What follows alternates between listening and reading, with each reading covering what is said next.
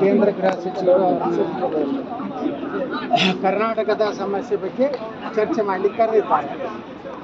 ನಮಗೆ ವಿಶ್ವಾಸ ಇದೆ ಈಶ್ವರಪ್ಪನವರ ಒಂದೇನು ದೆಹಲಿಯ ಪ್ರವಾಸ ಯಶಸ್ವಿಯಾಗಲಿ, ಪಕ್ಷದ ಪರವಾಗಿ ಇರಲಿ, ವಂಶ ಪಾರಂಪರ್ಯ ಒಂದು ರಾಜಕೀಯಕ್ಕೆ ಅಂತ್ಯ ಆಗಲಿ ಅಂತ ನಾನು ಹಾರೈಸ್ತೀನಿ.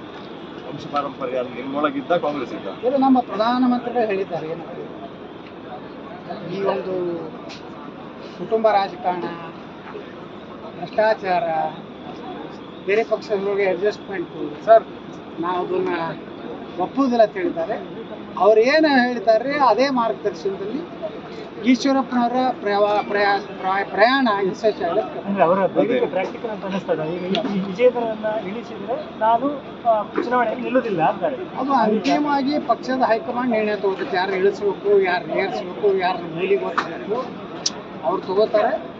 ನನಗೆ ವಿಶ್ವಾಸ ಇದೆ ಈ ಒಂದು ವ್ಯವಸ್ಥೆ ಬದಲಾವಣೆ ಏನು ನಾವು ಎಲ್ಲರೂ ಬಯಸ್ತಾ ಇದ್ದೀವಿ, BJP ಸಾಮಾನ್ಯ ಕಾರ್ಯಕರ್ತರು ಆ ಒಂದು ಬಯಕೆಯನ್ನು ಪ್ರಧಾನಮಂತ್ರಿಗಳು ಶೀಘ್ರದಲ್ಲೇ ದೇಶದಲ್ಲೇ, ಕೇವಲ ಕರ್ನಾಟಕದಲ್ಲೇ ದೇಶದಲ್ಲೇ ಅಂಥ ವ್ಯವಸ್ಥೆಯನ್ನು ಅಂತ್ಯಗೊಳಿಸ್ತಾರೆ ಅನ್ನೋ ವಿಶ್ವಾಸ.